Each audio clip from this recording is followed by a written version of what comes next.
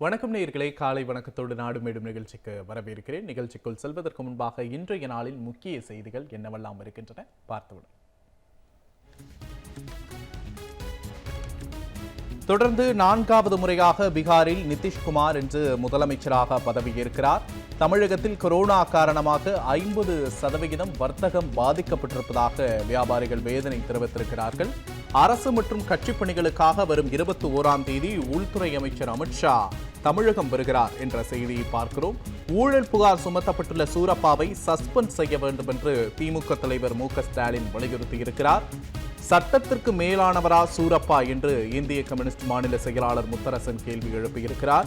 Corona காலத்தில் தலித் பஞ்சாயத்து தலைவர்கள் 16 பேர் வன்கொடுமையால் பாதிக்கப்பட்டிருக்கின்றனர் என்று எவிடன்ஸ் அமைப்பு தகவல் தெரிவித்திருக்கிறது. தீபாவளிக்கு மட்டும் தமிழகத்தில் 466 கோடி ரூபாய்க்கு மது விற்பனை நடந்திருக்கிறது என்பதை பார்க்கிறோம். இது கடந்த ஆண்டை விட 110 கோடி ரூபாய் அதிகம் என்ற கூடுதல் தகவலும் வந்திருக்கிறது. தமிழகத்தில் கொரோனா காரணமாக 50% விற்பனை சரிவடைந்திருக்கிறது. பட்டாசு விற்பனை என்பது 1000 கோடி ரூபாய்க்கு தேக்கமடைந்திருப்பதாக வியாபாரிகள் தெரிவித்திருக்கின்றனர். தொடர்ந்து பல மாநிலங்களும் பட்டாசு வெடிப்பதற்கு தடை விதிக்கப்பட்டதன் எதிரொலியாக இந்த தேக்கம் என்பது இருக்கிறது. 2வது மற்றும் 3ஆம் கட்ட பரிசோதனைகளுக்காக ரஷ்யாவின் தடுப்பூசி இந்தியா வர இருக்கிறது. தமிழகத்தில் அடுத்த 2 நாட்களுக்கு மழை பெய்யும் என்று வானிலை ஆய்வு மையம் தெரிவித்திருக்கிறது. பரவலாக மழை இருக்கும் என்று தெரிவித்திருக்கிறது. தமிழகத்தில் வரைவு வாக்காளர் பட்டியல் இன்று வெளியிடப்படுகிறது. புதியதாக வாக்காளர் பட்டியலில் பெயர் சேர்க்க விரும்புவோருக்கு 4 நாட்கள் சிறப்பு முகாம் நடத்தப்படுகிறது. அதில் தங்களது பெயரை புதிதாக வாக்காளர் பட்டியலில் சேர்த்துக் கொள்ளலாம். முதலமைச்சரின் தொகுதியான சேலத்தில் பிரபல ரவுடியுடன் பிறந்தநாள் கொண்டாடிய இன்ஸ்பெக்டர் என்ற செய்தி வந்திருக்கிறது. அதை அவர் அந்த புகைப்படத்தை பேஸ்புக்கிலும் பதிவிட்டதால் ஒரு பெரிய சர்ச்சையாக மாறியிருக்கிறது. மதுரையில் ஜவுளிக்கடை தீ விபத்து, 2 தீயணைப்பு வீரர்கள் பலியாகி இருக்கின்றனர். தீபாவளி நாளில் இந்த சோக சம்பவம் நிகழ்ந்திருக்கிறது. உயிரிழந்த அந்த தீயணைப்பு வீரர்களின் குடும்பத்தினருக்கு 1 கோடி ரூபாய் நிவாரணம் வழங்க வேண்டும் என்று திமுக தலைவர் மு.க.ஸ்டாலின் வலியுறுத்தியிருக்கிறார். பாஜகவில் நான் இணையப் போகிறேன் என்கிற செய்தி பிஸ்கோத் படத்தை விட பெரிய காமெடி என்று நடிகர் சந்தானம் கருத்து தெரிவித்திருக்கிறார். பிரபல வங்காள நடிகர் சௌமித்ர சட்டர்ஜி கொரோனாவுக்கு பலியாகி இருக்கிறார் என்ற செய்தியை பார்க்கிறோம். பொதுத்துறை நிறுவனங்களிடம் அதிக லாபம் மற்றும் டிவிடெண்ட் கேட்டு மத்திய அரசு மீண்டும் நிர்பந்திப்பதாக ஒரு செய்தியை பார்க்கிறோம். ஏற்கனவே இது போன்ற சர்ச்சையில் மத்திய அரசு சிக்கியிருந்தது. மறு வாக்கு எண்ணிக்கையின் போது ஜார்ஜியாவிலும் ஜோ பைடன் வெற்றி பெற்றிருக்கிறார் என்ற செய்தியை பார்க்கிறோம். இதன் மூலம் ஜோ பைடனின் வெற்றி என்பது மீண்டும் உறுதிப்படுத்தப்பட்டிருக்கிறது. அமெரிக்க அதிபர் தேர்தல் களத்தை பொறுத்தவரை மண்டல பூஜைக்காக சபரிமலையின் கோவில் நடை இன்று திறக்கப்படுகிறது என்ற செய்தியை பார்க்கிறோம். இவைதான் இன்றைய நாளின் முக்கிய செய்திகள். இன்றைய நாளின் 20 முக்கிய செய்திகளை பார்த்தோம். தொடர்ந்து இது தொடர்பாக நம்முடைய பேச கருத்துக்களை பகிர்ந்து கொள்ள எழுத்தாளர், அரசியல் விமர்சகர் திரு மனுஷபுத்திரன் அவர்கள் நம்மோடு இணைகிறார். அவரை வரவேற்ற நிகழ்ச்சிக்குள் செல்லலாம். வணக்கம் திரு மனுஷபுத்திரன். வணக்கம். இன்னைக்கு ஒரு முதல் செய்தியா சூரப்பா, துணைவேந்தர் சூரப்பா மீதான புகார்கள் அப்படிங்கிறது அடுக்கடுக்கா வந்துகிட்டே இருக்கு. ஊழல் குற்றச்சாட்டுகள் பெரிய பரபரப்பா பேசப்பட்டுக்கிட்டு இருக்கிறத பாக்குறோம். இந்த ஊழல் குற்றச்சாட்டுகளுக்கு ஆளாயிருக்கிற சூரப்பாவை விசாரிக்க ஓய்வு பெற்ற நீதிபதி தலைமையில தமிழக அரசும் ஒரு கமிஷன் அமைச்சிருக்கு. திமுக தலைவர் மு.க.ஸ்டாலின் அவரை சஸ்பெண்ட் செய்யணும் முதல்ல அப்படின்னு வலியுறுத்திருக்காரு. இதை எப்படி பாக்குறீங்க? இதுக்கு பின்னாடி என்ன பேரம் நடக்குது? அவரை சஸ்பெண்ட் செஞ்சுட்டுல விசாரணை நடத்தணும் அப்படின்னு திமுக தலைவர் சொல்லியிருக்கிறாரு. உங்களோட பார்வை என்ன? திமுக தலைவர் அவர்களுடைய இந்த கோரிக்கை என்பது சூரப்பா அவர்கள் மீது போடப்பட்டிருக்கக்கூடிய இந்த விசாரணை குழு, அதனுடைய விசாரணை முறையாக நடைபெற வேண்டும் என்று சொன்னால் அவர் முதலில் அந்த பதவியிலிருந்து அகற்றப்பட வேண்டும் என்கிற அடிப்படையில் தான் அவர் இந்த கோரிக்கையை முன்வைக்கிறார். ஏனென்று கேட்டால் அவர் துணைவேந்தராக தொடர்ந்து நீடித்துக் கொண்டிருக்கிற போது எப்படி அந்த விசாரணை என்பது முறையாக நடைபெறும் என்பதை நாம் சிந்தித்து பார்க்க வேண்டும். அப்படி இருக்கிற போது அவர் விசாரணைகள் குறுக்கிட முடியும். அந்த விசாரணை அது மட்டுமல்ல, அவருக்கு எதிராக மற்றவர்கள் சாட்சியம் அளிப்பதற்கு கூட அவர்கள் அஞ்சக்கூடிய ஒரு நிலை ஏற்படும் என்பதையும் இந்த இடத்திலே நான் சுட்டிக்காட்ட விரும்புகிறேன். ஏனென்றால் இது பல்கலைக்கழகத்திற்கு உள்ளாகத்தான் இந்த விசாரணைகளை மேற்கொள்ள வேண்டியிருக்கும். பல்வேறு ஊழியர்களிடம் இது தொடர்பான விசாரணையை மேற்கொள்ள வேண்டியிருக்கும். அப்படி பார்க்கிற போது அவர் பதவியில் இருக்கிற போதே இந்த விசாரணையை நடத்துவது என்பது திமுக தலைவர் அவர்கள் சுட்டிக்காட்டுவது போல இது ஒரு கண்துடைப்பு நாடகம்தான் என்று தோன்றுகிறது. இவர்களுக்கிடையே இருக்கக்கூடிய அதிகார போட்டியினுடைய ஒரு விளைவு இது. இன்னொன்று, திமுக தலைவர் அவர்கள் எழுப்பக்கூடிய மிக முக்கியமான கேள்வி என்னவென்று சொன்னால், இது 9 மாதங்களுக்கு முன்பாக இந்த புகார் வந்திருக்கிறது. கிட்டத்தட்ட 280 கோடி ரூபாய் வரைக்கும் லஞ்சம் இதற்குள்ளாக விளையாடி இருக்கிறது என்பதுதான் முக்கியமான குற்றச்சாட்டாக இருக்கிறது அந்த புகார்களில். அதிலே தற்காலிக ஆசிரியர் பணி நியமனங்கள் அதில் மட்டுமே 80 கோடி ரூபாய் வரைக்கும் லஞ்சம் பெறப்பட்டிருக்கலாம் என்பது முதன்மையான குற்றச்சாட்டு. அண்ணா பல்கலைக்கழகத்தினுடைய துணை இயக்குனர் சக்திதாசனும் அதே போல துணைவேந்தர் சூரப்பா அவர்களும் இதில் சம்பந்தப்பட்டிருக்கிறார்கள் என்று வெளிப்படையாக குற்றச்சாட்டு இருக்கிற போது, இந்த விஷயத்தை அவர் பதவியில் நீடித்துக் கொண்டிருக்கிற போதே இதை செய்வது என்பது ஒரு பயனற்ற ஒன்றாக இருக்கும். இன்னொன்று, கடந்த காலத்திலும் கூட துணைவேந்தர்களின் சிலரின் மீது இத்தகைய குற்றச்சாட்டுகள் வந்திருக்கின்றன. அப்படி குற்றச்சாட்டுகள் வந்தபோது அவர்கள் உடனடியாக பதவி நீக்கம் செய்யப்பட்டிருக்கிறார்கள். அதற்கு பின் தான் அவர்களுக்கு மீதான விசாரணை நடந்திருக்கிறது. சில சந்தர்ப்பங்களில் துணைவேந்தர்களோ முன்னாள் துணைவேந்தர்களோ உடனடியாக கைது செய்யப்பட்ட சம்பவங்கள் கூட இதே தமிழ்நாட்டில் கடந்த காலத்தில் நடந்திருக்கிறது. ஆனால் சூரப்பாவுக்கு மட்டும் ஏன் இந்த சிறப்பு சலுகை?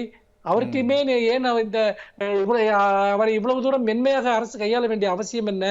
ஏனென்று கேட்டால், மத்திய அரசினுடைய ஒரு கையாளாக அவர் இருக்கிறார் என்பதனாலும், மத்திய அரசினுடைய கொள்கைகளை அவர் இங்கு பிடிவாதமாக அமுல்படுத்துகிற ஒருவராக இருக்கிறார் என்பதனாலும் தமிழக அரசு அவரை நெருங்குவதற்கு அஞ்சுகிறது, அவர் மீது நடவடிக்கை எடுப்பதற்கு அஞ்சுகிறது என்பதைத்தான் நாம் இதிலே பார்க்க வேண்டியிருக்கிறது. சூரப்பா ஏற்கனவே தமிழக அரசுக்கு எதிராக ஒரு பல கருத்துக்களையும் தெரிவிச்சிருந்தாரு. தமிழக அரசுக்கு எதிராகவும் சூரப்பா செயல்பட்டாரு. இதுதான் தமிழக அரசோட பயமா? மத்திய அரசுக்கு தமிழக அரசு அஞ்சுவதன் நோக்கம்தான் சூரப்பா மீதான இந்த காலதாமதமான நடவடிக்கைக்கும் இந்த மென்மையான நடவடிக்கைக்கும் காரணம்னு நினைக்கிறீங்களா? இல்ல, இதுல மிக முக்கியமான நாம் பார்க்க வேண்டிய விஷயம் என்னவென்றால், சூரப்பாவினுடைய நியமனம் என்பதே தமிழக அரசினுடைய அதிகார வரம்பை மீறி செய்யப்பட்ட ஒன்று. தமிழக அரசை கலந்தாலோசிக்காமல் கவர்னர் தன்னிச்சையாக அவரை அண்ணா பல்கலைக்கழகத்திற்குள் திணித்தார் என்று சொல்ல வேண்டும். அப்போது திமுக அப்போதே இதை மிக கடுமையாக எதிர்த்தது. இன்னொன்று, அவர் இதற்கு முன்னால் பொறுப்பு வகித்த பல்கலைக்கழகங்களின் கூட அவர் மீது பல்வேறு விதமான குற்றச்சாட்டுகள் இருக்கின்றன என்பதை அப்போதே ஊடகங்கள் எழுதின. ஆனாலும் கூட தமிழ்நாட்டோடு சம்பந்தமே இல்லாத ஒருவரை தமிழ்நாட்டினுடைய ஒரு முதன்மையான ஒரு பல்கலைக்கழகத்திற்கு துணைவேந்தராக கொண்டு வந்து திணித்தார்கள். அதற்கு பிறகு நீங்கள் பார்த்தீர்கள் என்று சொன்னால், பல விஷயங்களில் அரசினுடைய முடிவுகளுக்கு எதிரான ஒரு முடிவை அவர் தொடர்ந்து எடுத்து வந்திருக்கிறார். இப்போ இந்த இன்ஸ்டிடியூட் ஆஃப் எமினன்ஸ் விவகாரம், அதாவது அண்ணா பல்கலைக்கழகத்தை இன்ஸ்டிடியூட் ஆஃப் எமினன்ஸ் என்கிற ஒரு சிறப்பு அந்தஸ்து பல்கலைக்கழகமாக உயர்த்துவது, அதற்கு தானே நிதி திரட்டி கொள்ள முடியும், தமிழக அரசினுடைய நிதி தேவையில்லை என்று சொன்னது. இன்னொரு புறம் பார்த்தீர்கள் என்றால், அரியர்ஸ் மாணவர்களுடைய அந்த தேர்ச்சி விகிதம் தொடர்பாக அரசினுடைய நிலைப்பாட்டிற்கு எதிராக சூரப்பா ஒரு முடிவை எடுத்தது என்று பல விஷயங்களை நாம் குறிப்பிட முடியும். அப்படி இருக்கிற போது தன்னை கிட்டத்தட்ட ஒரு முதலமைச்சரை போல நினைத்துக் கொண்டு சூரப்பா செயல்படுகிறார் என்று சொன்னால், அதற்கு காரணம் இங்கு இந்த அரசினுடைய கையாலாகாத தனமும் மத்திய அரசுக்கு அடிபணிந்து போகிற அவர்களுடைய இயலாமையும் தான் மிக முக்கியமான இன்னொரு விஷயத்தையும் திமுக தலைவர் இங்க குறிப்பிடுறாரு. இதுக்கு பின்னாடி என்ன பேரம் நடந்திருக்கு அப்படின்னு ஒரு கொஸ்டினையும் எழுப்புறாரு. அந்த பேரம் என்னவா இருக்கும்னு நினைக்கிறீங்க? நிச்சயமாக இது ஏன்னா இந்த நடவடிக்கைகள் எல்லாமே மிகப்பெரிய அளவிற்கு சந்தேகத்திற்கிடமானதாக இருக்கிறது. அப்படி ஒரு சந்தேகத்திற்கிடமான வகையில் எதற்காக இவர் மீது இவ்வளவு தாமதமான நடவடிக்கை? 9 மாதங்களுக்கு முன்பே இந்த விஷயம் புகார் வந்த பிறகு ஏன் நடவடிக்கை எடுக்கவில்லை என்கிற போது, இதில் இங்க இருக்கக்கூடியவர்களுக்கும், அதாவது அரசு மட்டத்தில் இருக்கக்கூடியவர்களுக்கும் தொடர்பு இருக்கிறதா என்கிற கேள்வியை நாம் எழுப்ப வேண்டியிருக்கிறது. இதில் இன்னும் யாரெல்லாம் சம்பந்தப்பட்டிருக்கிறார்கள் என்கிற கேள்வியையும் கூட நாம் எழுப்ப வேண்டியிருக்கிறது. எப்படி பார்த்தாலும் மத்திய அரசோடு தொடர்புடைய மத்திய அரசினுடைய பிரதிநிதிகளாக இருக்கக்கூடிய யாரையும் இவர்கள் பகைத்துக் கொள்ள தயாராக இல்லை. அது கவர்னராக இருந்தாலும் சரி, அல்லது சூரப்பா போன்ற துணைவேந்தர்களாக இருந்தாலும் சரி. ஒரு மாநில அரசு மிகப்பெரிய அதிகாரத்தை கொண்டிருந்த போதும் கூட இவர்கள் மீது இருக்கக்கூடிய ஊழல் குற்றச்சாட்டுகள் காரணமாகவும், மத்திய அரசு இவர்களுக்கு கொடுத்துக் கொண்டிருக்கக்கூடிய நெருக்கடி காரணமாகவும் ஒரு குறைந்தபட்சமாக தங்கள் அதிகார வரம்பிற்கு உட்பட்ட விஷயங்களை கூட இவர்கள் செய்வதற்கு அஞ்சுகிறார்கள் என்பதைத்தான் இது போன்ற நடவடிக்கைகள் காட்டுகின்றன. இதுல இன்னொரு கேள்வியும் எழுது. ஏன்னா முதலமைச்சர்ல பல அமைச்சர்கள் வரைக்கும் எல்லார் மேலேயும் பெரிய பெரிய ஊழல் குற்றச்சாட்டுகள் இருக்கு. எல்லாரும் அதே பதவியில நீடிச்சுக்கிட்டு தான் அந்த விசாரணையும் அந்த குற்றச்சாட்டுகளையும் சந்திச்சிட்டு இருக்காங்க. அப்படிங்கும்போது சூரப்பா மட்டும் ஏன் பதவியிலிருந்து விலகணும் அப்படிங்கிற ஒரு எண்ணம் மாணவர்கள் மத்தியிலையும் பொதுவாக அதை பார்க்குறவங்க மத்தியிலையும் இருக்கு அப்படிங்கிற மாதிரி திமுக தலைவர் சொல்லியிருக்கிறாரு. இது எப்படி பார்க்குறீங்க? இல்ல, மிகவும் சரி. ஏனென்று கேட்டால், இது பாத்தீங்கன்னா ஜாடிக்கேற்ற மூடி என்பது போல எல்லோருமே ஊழல் பேர்வழிகளாக இருக்கிற போது இவர்கள் இவர்கள் எதை செய்து கொண்டிருக்கிறார்களோ அதைத்தான் சூரப்பாவும் செய்து கொண்டிருக்கிறார் என்றால் மிக வெளிப்படையான குற்றச்சாட்டுகள். நீங்கள் குட்கா அந்த வழக்கை எடுத்துக்கொள்ளுங்கள். விஜயபாஸ்கரனுடைய பெயர் நேரடியாக அதில் இருந்தது, அந்த கைப்பற்றப்பட்ட ஆவணங்களில் இருந்தது. பல்வேறு காவல்துறை உயரதிகாரிகளுடைய பெயர் இருந்தது. அதே போல ஆர்கே நகர் பணப்பட்டுவாடா விவகாரத்தை எடுத்துக்கொள்ளுங்கள். அதில் இப்போ இருக்கக்கூடிய முதலமைச்சர் எடப்பாடி பழனிசாமியினுடைய பெயர் உட்பட அவர்கள் பணப்பட்டுவாடாவில் ஈடுபட்டதற்கான சான்றுகள் அப்போது கைப்பற்றப்பட்டன.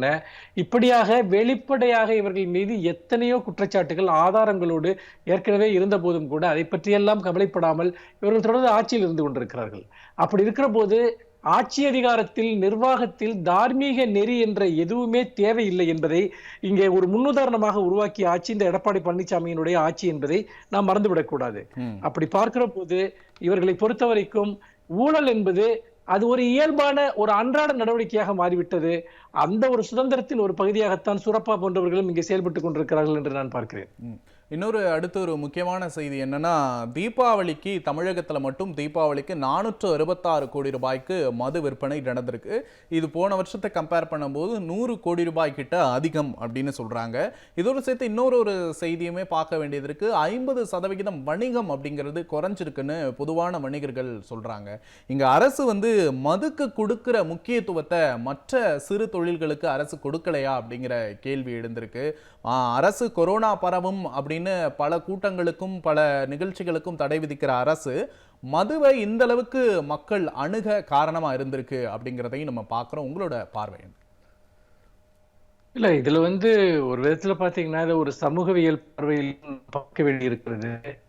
இதுல முக்கியமா சென்ற ஆண்டை விட இந்த ஆண்டு விற்பனை என்பது 100 கோடி ரூபாய் அளவுக்கு அதிகரித்திருக்கிறது என்கிற ஒரு செய்தியையும் நாம் இதோடு சேர்த்து பார்க்க வேண்டும்.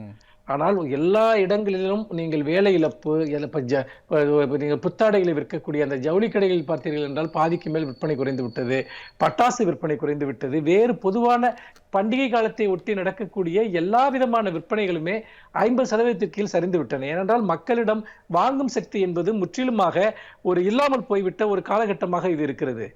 அப்படிப்பட்ட ஒரு காலகட்டத்தில் மது விற்பனை சென்ற ஆண்டை விட 100 கோடி அதிகரித்திருக்கிறது என்று சொன்னால் மக்கள் தங்களுடைய அன்றாட வாழ்க்கைக்கு தேவையான பணத்தை, உணவு அல்லது ஆடைகள், சுகாதாரம் சார்ந்து செலவிடக்கூடிய பணத்தை இன்று டாஸ்மாக் கடைகள் கொண்டு போய் கொடுத்துக் கொண்டிருக்கிறார்கள் என்பதைத்தான் இது காட்டுகிறது. ஏனென்றால் நான் கூட எதிர்பார்த்தேன் சென்ற ஆண்டை விட இந்த ஆண்டு மது விற்பனையிலும் ஒரு குறைவு இருக்கும் என்று. ஆனால் அதிகரித்திருக்கிறது, 100 கோடி ரூபாய் அதிகரித்திருக்கிறது என்று சொன்னால், இந்த பேண்டமிக் காலத்தில் இவ்வளவு பொருளாதார நெருக்கடி இருக்கக்கூடிய காலத்தில் அதிகரித்திருக்கிறது என்று சொன்னால் எந்த அளவிற்கு இந்த டாஸ்மாக் என்பது தமிழர்களுடைய வாழ்க்கையை முற்றிலுமாக சூறையாடி கொண்டிருக்கிறது என்பதை பார்க்க வேண்டியிருக்கிறது. இதுல இன்னொரு விஷயத்தையும் பார்க்கணும்னு நினைக்கிறேன். ஏன்னா அதிமுக அரசு அமைஞ்ச நாள்ல இருந்து அப்போது இருந்த முதலமைச்சர் ஜெயலலிதாவும் சரி, இப்போது இருக்க அரசும் சரி, நாங்க மதுக்கடைகளை குறைப்போம் அப்படின்னு சொல்லியிருந்தாங்க. ஆனா இங்க குறைச்ச மாதிரி தெரியலையே. விற்பனையை பார்த்தா அப்படி ஒரு திட்டமே செயல்படுத்தப்படலை அப்படின்னு தானே தெரியுது. இல்ல, அவர்கள் மதுக்கடைகளை குறைப்பேன் என்று சொன்னது ஒரு ஏமாற்று வேலை. ஏனென்று கேட்டால் கடந்த சட்டமன்ற தேர்தலின் போது மதுவிலக்கு என்பது ஒரு மிக முக்கியமான பிரச்சனையாக உருவெடுத்த போது மக்களை ஏமாற்றுவதற்காக இது போன்ற ஒரு விஷயத்தை அவர்கள் சொன்னார்கள் என்பதைத்தான் நான் பார்க்கிறேன். அதை குறைக்காது மட்டுமல்ல, பல புதிய கடைகள் திறக்கப்பட்டன. இன்னொன்று, பக்கத்து அருகருகில் இருக்கக்கூடிய கடைகளில் ஒரு கடையை மட்டும் மூடுகிற போது அதனுடைய மொத்த விற்பனையும் பக்கத்தில் இருக்கக்கூடிய இன்னொரு கடைக்கு போனது என்பதை எல்லாம் நாம் பார்த்தோம். இதுல பொதுவாக இன்னொரு விஷயத்தையும் நாம் கவனிக்க வேண்டியிருக்கிறது. பொதுவாக ஒரு வளர்ச்சிக்கு புறம்பான ஒரு சூழல், வேலை வாய்ப்பின்மை, மன அழுத்தம், இது எல்லாம் சமூகத்தில் பெருமளவிற்கு பொருளாதார நெருக்கடிகள் இருக்கிற போது மக்கள் ஒரு எஸ்கேபிசமாக மதுவை பெரிய அளவிற்கு நாடுகிறார்கள் என்கிற ஒரு அச்சமும் மேலிடுகிறது. இதைத்தான் நான் ஒரு சமூக பிரச்சனை என்று குறிப்பிடுகிறேன். ஏனென்று கேட்டால் இன்று இளைஞர்களுக்கு வேலை கிடையாது, அவர்களுக்கு வாழ்வாதாரம் பாதிக்கப்பட்டிருக்கிறது, நிறைய பேர் வாழ்வாதாரம் இழந்திருக்கிறார்கள். அப்படிப்பட்ட ஒரு நிலையில் பல்வேறு விதமான நெருக்கடிகளை ஒரு சமூகம் சந்திக்கிற போது அவர்கள் ஒரு கடன் வாங்கியாவது, இப்பொழுது இவ்வளவு பணப்புழக்கம் மதுவில் மட்டும் எப்படி ஏற்படுகிறது என்ற ஒரு கேள்வியை சிலர் எழுப்பலாம். இந்த தீபாவளி சமயத்தில் நான் நிறைய பேரை பார்த்தேன் என்றால் நிறைய இடங்கள்ல நிறுவனங்கள் வேலை ஆட்குறைப்பு செஞ்சிருக்காங்க. அதோடு மட்டும் இல்லாம சம்பள வெட்டு, நிறைய நிறுவனங்கள்ல சம்பள குறைப்பு என்பது 40% 50% கூட சம்பள குறைப்பு செய்யப்பட்டிருக்கிறது. இந்த சூழ்நிலையில் எல்லா விற்பனையும் மந்தமாகிற போது மது அதிகரிக்கிறது என்று சொன்னால், ஒன்று அத்தியாவசிய தேவைகளுக்கான பணத்தை மதுவிற்கு செலவிடுவது என்கிற ஒரு விஷயம். இன்னொரு விஷயம் என்பது நீங்கள் பார்த்தீர்கள் என்று சொன்னால், இந்த ஒரு கடன் வாங்கியாவது செலவழிப்பது. நீங்கள் இன்றைக்கு தமிழ்நாட்டில் கந்துவட்டி கொடுமை என்பது மிகப்பெரிய அளவிற்கு இந்த கொரோனா காலகட்டத்தில் அதிகரித்துக் கொண்டிருக்கிறது என்கிற செய்திகள் எல்லாம் தொடர்ந்து வருவதை நாம் பார்க்கிறோம். இது எல்லாவற்றையும் சேர்த்து பார்க்கிற போதுதான் தமிழ்நாட்டினுடைய பொருளாதாரம் என்பது இந்த டாஸ்மாகினால் பெருமளவிற்கு சூறையாடப்பட்டுக் கொண்டிருக்கிறது என்பதை நம்மால் பார்க்க முடிகிறது. நிச்சயமா நீங்க சொல்ற மாதிரி இந்த கொரோனா காலகட்டத்தில் யார்கிட்டையுமே அதிகமான பணப்புழக்கம் இல்லை. நீங்க சொல்ற மாதிரி அத்தியாவசிய தேவைகளை குறைச்சிக்கிட்டு கடன் வாங்கியாவது மக்கள் வந்து டாஸ்மாக்கு போய் மது குடிக்கிறாங்க அப்படின்ற பார்க்கும்போது இது அரசுக்கும் தெரியும். அப்படின்னா ஒரு ஈவு இறக்கம் இல்லாம மக்கள் கிட்ட இருந்து பணத்தை வசூல் பண்ற ஒரு முறையா இது தெரியலையா? இல்ல, அதாவது இதுல என்ன விஷயம்னு கேட்டீங்கன்னா, ஒரு அரசாங்கம் என்பது தன்னுடைய வருவாயை பெருக்குவதற்கு பல்வேறு முயற்சிகளில் ஈடுபட வேண்டும். இந்த கொரோனா காலகட்டத்தில் அவர்கள் ஏற்கனவே தமிழக பொருளாதாரம் அதலபாதாளத்தை நோக்கி சென்று கொண்டிருந்தது. தமிழக அரசினுடைய கடன் சுமை என்பது பெரிய அளவிற்கு அதிகரித்து வந்ததை நாம் பார்க்கிறோம். அப்படிப்பட்ட நிலையில் வருவாய் என்பது பெருமளவு குறைந்து போய்விட்டது. இன்னொரு புறம் ஜிஎஸ்டி, அதை ஜிஎஸ்டி பாக்கியை மத்திய அரசிடம் வற்புறுத்தி பெறுவதற்கான ஒரு முதுகெலும்பும் இவர்களுக்கு இல்லை. மத்திய அரசிடம் எந்த விதமான ஒரு பேக்கேஜ் இந்த பேரிடர் காலத்தில் கூட இவர்களால் பெற முடியவில்லை என்பதையும் நாம் பார்த்து கொண்டிருக்கிறோம். அப்படிப்பட்ட நிலையில் இவர்களுடைய மோசமான நிதி மேலாண்மை காரணமாகவும் இங்கு தொழில் வளர்ச்சி குன்றியதனால் அரசிற்கு வர வேண்டிய வருவாய் குறைந்ததன் காரணமாகவும் தொழில் வளர்ச்சி இல்லாததனால் மக்களுக்கு வேலை வாய்ப்பற்று போய் மக்களுடைய வருமானம் குறைந்து போனதால், வாங்கும் சக்தி குறைந்து போனதால், சேல்ஸ் டாக்ஸ் போன்ற விஷயங்களில் இருந்து மக்களுக்கு அரசுக்கு வர வேண்டிய வருமானமும் இல்லாமல் போய், இதோடு மட்டுமல்ல வரி வருவாயை முறையாக செய்வதற்கான எந்த விதமான ஒரு விஷயமும் இங்கு மேற்கொள்ளப்படாமல் இப்படி ஒன்றுக்கொன்று தொடர்புடைய பல்வேறு பிரச்சனைகளின் காரணமாக அரசினுடைய வரி வருவாய் என்பது முற்றிலுமாக அழிந்து போய்விட்டது. இதற்கு முழு பொறுப்பை இவர்கள் தான் ஏற்க வேண்டும். மத்திய அரசிடமிருந்து வர வேண்டிய வருவாயையும் பெறவில்லை, மாநில அரசிடமிருந்து கிடைக்க வேண்டிய வரி வருவாயும் இல்லாமல் போய்விட்டது. அப்படிப்பட்ட ஒரு சூழ்நிலையில் தான் இந்த மது வருமானத்தை மட்டுமே நம்பி அரசை நடத்த வேண்டிய ஒரு நிலைக்கு இவர்கள் தள்ளப்பட்டிருக்கிறார்கள் என்பதை நான் பார்க்கிறேன். நிச்சயமா இதை மக்களும் உணர்ந்திருப்பாங்க அப்படின்னு நினைக்கிறேன். அடுத்து ஒரு முக்கிய செய்தியா கொரோனாவுக்கான தடுப்பூசி அப்படிங்கிறது இந்தியாவுக்கு வர்றதா ஒரு செய்தியை பார்க்குறோம். ரஷ்யாவோட தடுப்பூசி இந்தியாவுக்கு வர்றதா நம்ம பார்க்குறோம். இது எப்படி பார்க்குறீங்க? இந்த கொரோனா அப்படிங்கிறது இந்தியாவில் என்ன மாதிரியான ஒரு நிலையை எட்டியிருக்கு அப்படின்னு நினைக்கிறீங்க? ஏன்னா கவுண்ட்லாம் இங்கே குறையிறத பார்க்குறோம். அது உண்மையான நிலவரம் தானா உங்களோட பார்வை? இல்லை, இங்கே எப்பவுமே தமிழ்நாட்டை பொறுத்த வரைக்கும் உண்மையான நிலவரம் என்பது தெரிய வந்தது கிடையாது. தொடர்ச்சியாக நீங்கள் பார்த்தீர்கள் என்று சொன்னால் கொரோனா பாதிக்கப்பட்டவர்களுடைய எண்ணிக்கையில், இறந்தவர்களுடைய எண்ணிக்கையில் பல்வேறு விதமான தில்லுமுள்ளுகள் செய்யப்பட்டிருப்பதை நாம் தொடர்ந்து பார்த்து கொண்டிருக்கிறோம். அந்த ஒரு சூழ்நிலையில் தான் நாம் இந்த விஷயத்தையும் பார்க்க வேண்டியிருக்கிறது. பொதுவாக தமிழ்நாட்டின் எண்ணிக்கை குறைந்திருக்கிறது என்கிற விஷயத்தில் எனக்கு எந்த நம்பிக்கையும் இல்லை. இது ஒரு போகஸாக ஒரு கற்பனையான ஒரு எண்ணிக்கையை அவர்கள் கொடுக்க ஆரம்பித்து 3 மாதங்கள் ஆகிறது. அப்படி பார்க்கிற போது கொரோனா கட்டுப்படுத்தப்பட வேண்டும், இந்த துயரத்திலிருந்து மக்கள் விடுபட வேண்டும் என்பதுதான் நம்ம விருப்பம்.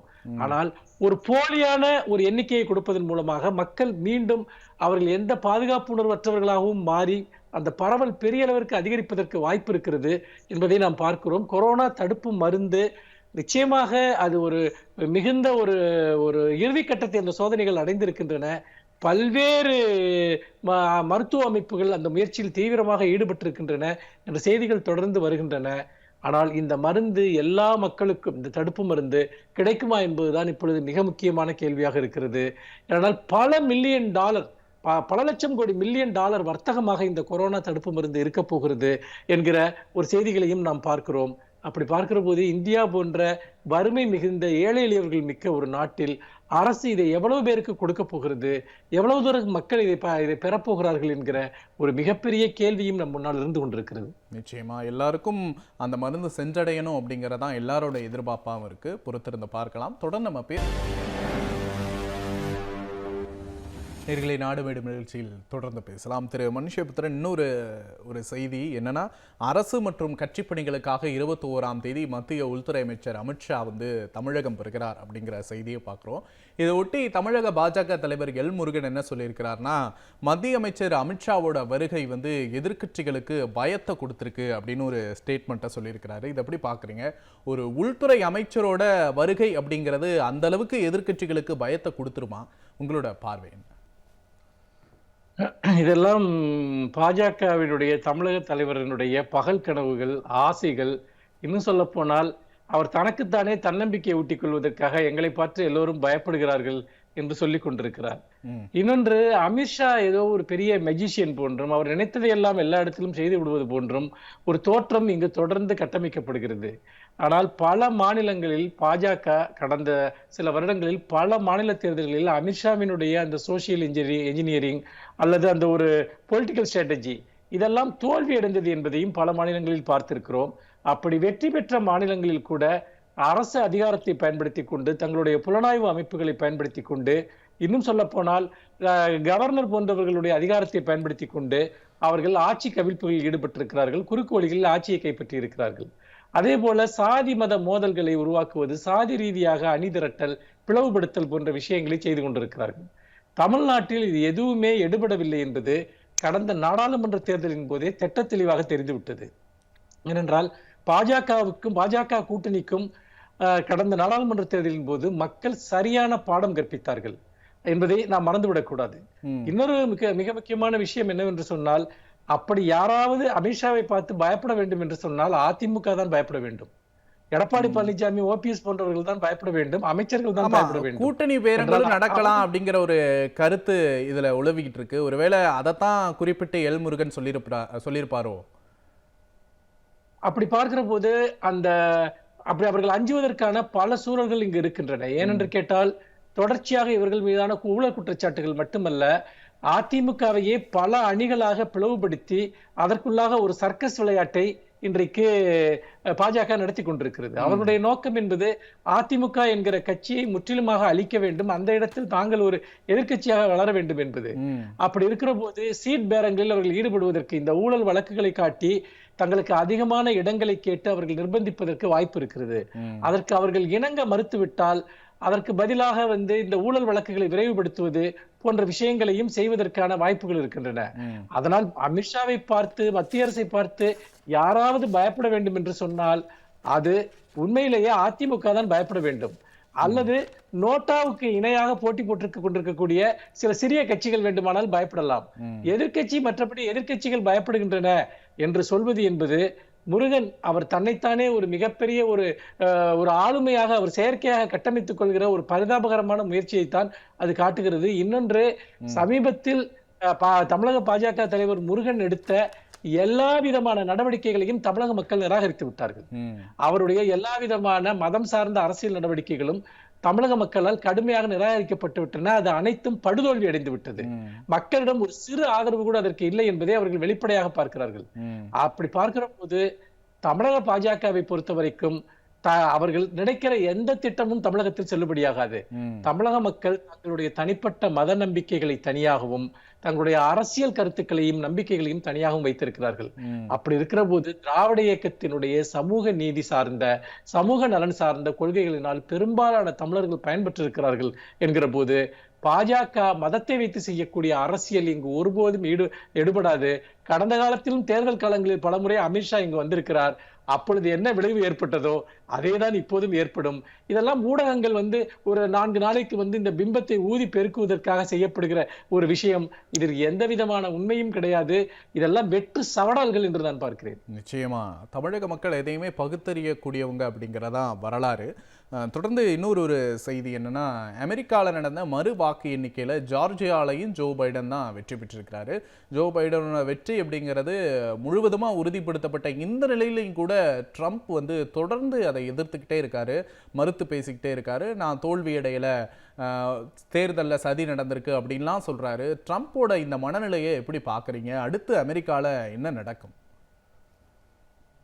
இல்ல, இதை தனக்கு என்னென்ன குறுக்கு வழிகள் இருக்கிறதோ அந்த குறுக்கு வழிகளில் எல்லாம் அவர் இன்றைக்கு ட்ரம்ப் முயற்சி செய்து கொண்டிருக்கிறார். நேற்று கூட தன்னுடைய ஆதரவாளர்களை வைத்துக் கொண்டு அங்கே அவருடைய தூண்டுதலின் பேரில் ஜோ பைடன் தேர்ந்தெடுக்கப்பட்டதற்கு எதிரான ஒரு போராட்டம் கூட அங்கு நடத்தப்பட்டது.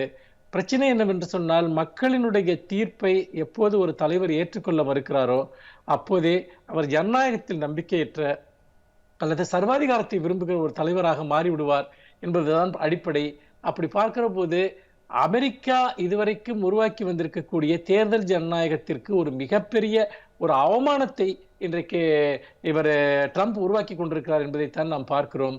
எப்படி பார்த்தாலும் இந்த முடிவுகளை ரிவர்ட் செய்வது என்பதெல்லாம் சாத்தியம் கிடையாது. ஜோ பிடன் அவர் ஜனவரி மாதம் அமெரிக்க அதிபராக அவர் பதவியேற்பது என்பது உறுதிப்படுத்தப்பட்ட ஒன்று. அதுவரைக்குமான இந்த இடைக்காலத்தில் சில அரசியல் நாடகங்களை ட்ரம்ப் நடத்தி கொண்டிருப்பார். அதற்கு எந்த விதமான ஒரு பெரிய அர்த்தமும் இருக்கப் போவதில்லை என்றுதான் நான் பார்க்கிறேன். முடிவுகளை மாற்றுவது என்பது சாத்தியமில்லாத ஒன்று அப்படின்னீங்க.